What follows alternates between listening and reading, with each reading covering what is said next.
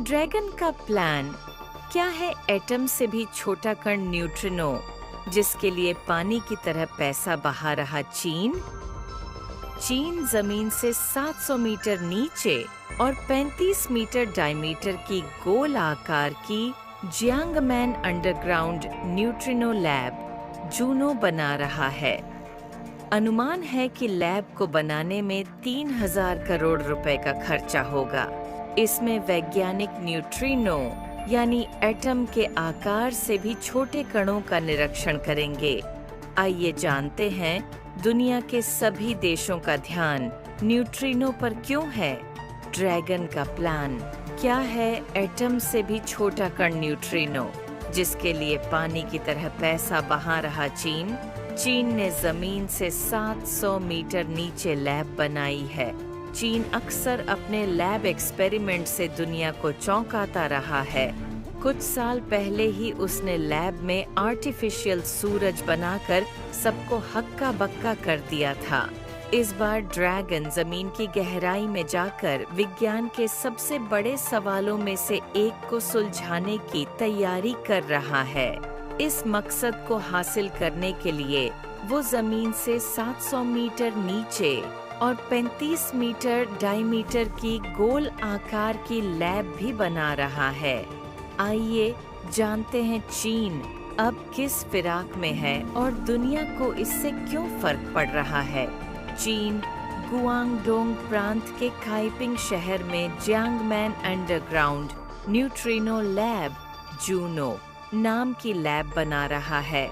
इसमें वैज्ञानिक न्यूट्रिनो यानी एटम के आकार से भी छोटे कणों का निरीक्षण करेंगे।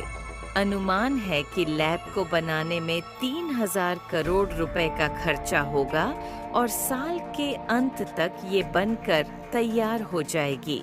आइए जानते हैं कि न्यूट्रिनो क्या होते हैं और इसको समझने में हजारों करोड़ों रुपए का खर्चा क्यों किया जा रहा है।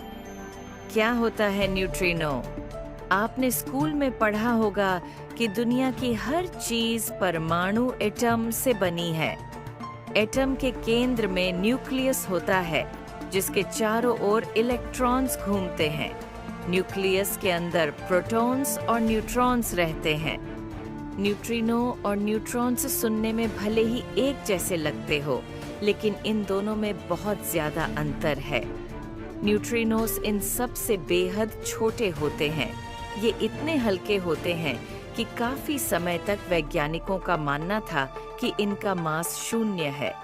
न्यूट्रिनोस इलेक्ट्रॉन की तरह फंडामेंटल पार्टिकल्स होते हैं, किंतु ये परमाणु के भाग नहीं होते हैं। फंडामेंटल पार्टिकल्स वे होते हैं जिन्हें और ज्यादा तोड़ा नहीं जा सकता। भले ही न्यूट्रिनोस के बारे में अब चर्चा हो रही है, लेकिन ये कण ब्रह्मांड में बड़े पैमाने पर मौजूद हैं। आपको पता भी नहीं चल रहा, पर हर सेकंड सूरज द्वारा बनाए जाने वाले लाखों न्यूट्रिनोस हमारे शरीर से होकर गुजरते हैं। शरीर से आर पार हो सकते हैं न्यूट्रिनोस, लेकिन कैसे? सूरज, तारे और वायुमंडल द्वारा प्रति सेकंड लाखों न्यूट्रिनोस का निर्माण होता है। न्यूट्रिनोस ऐसे कण होते हैं जो कि पृथ्वी के पार जाकर दूसरी ओर से आ सकते हैं। इसका कारण है कि वो अपने मार्ग में आने वाली चीजों से बेहद कम इंटरैक्ट करता है। इसे टार्च के उदाहरण से बेहतर समझा जा सकता है। टार्च से निकली लाइट की किरणें दीवार के पार नहीं जा पाती, क्योंकि लाइट के कण दीवार के साथ इंटरैक्ट करते हैं और दीवार के दूसरी ओर जाने के पहले बिखर जाते हैं। दो कणों के इंटरैक्शन, उनकी गति, दिशा जैसे गुण प्रभावित होते हैं। चूंकि न्यूट्रिनोस के इंटरैक्शन की दर अत्यंत दुर्बल होती है, इसलिए उनके गुण, दिशा, गति आदि में कोई हानि नहीं होती। चीन जमीन के नीचे क्या ढूंढ रहा है? पहले के वैज्ञानिक शोध में अब तक 3 तरह के न्यूट्रिनो की खोज हुई है। इलेक्ट्रॉन न्यूट्रिनो, म्यूऑन न्यूट्रिनो और टॉ न्यूट्रिनो। चीन की अंडरग्राउंड लैब का मुख्य लक्ष्य यही पता लगाना है कि इनमें से किस प्रकार के न्यूट्रिनो का मास सबसे ज्यादा है और किसका सबसे कम है। जमीन के नीचे बनी लैब में इनकी बेहतर तरीके से स्टडी हो पाती है। सभी न्यूट्रिनो न्यूट्रल चार्ज वाले होते हैं और इनका मास 0 के बराबर होता है।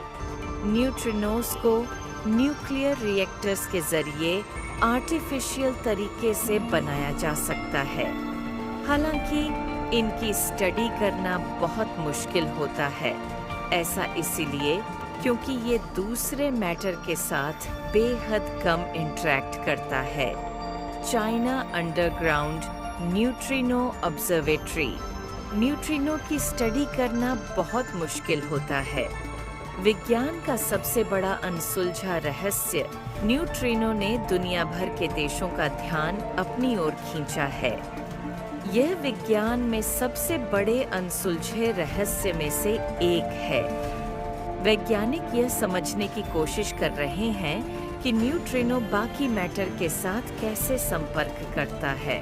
कुछ वैज्ञानिकों का तो ये भी मानना है कि बिग बैंग के बाद सभी एंटी मैटर के गायब होने की वजह न्यूट्रिनो ही थे, जिसकी वजह से ब्रह्मांड में सिर्फ मैटर ही रह गए। इन्हीं न्यूट्रिनो का पता लगाने और मापने के लिए फिजिक्स में मासातोशी कोशिबा को 2002 का नोबेल पुरस्कार दिया गया था। जापान में super Kamiokande neutrino observatory, Canada में सडबरी न्यूट्रिनो ऑब्जर्वेटरी, इटली में ग्रैंड सासो ऑब्जर्वेटरी न्यूट्रिनो पर शोध कर रही हैं। अमेरिका और जापान भी चीन की तरह लैब बना रहे हैं, लेकिन वे अभी काफी पीछे हैं।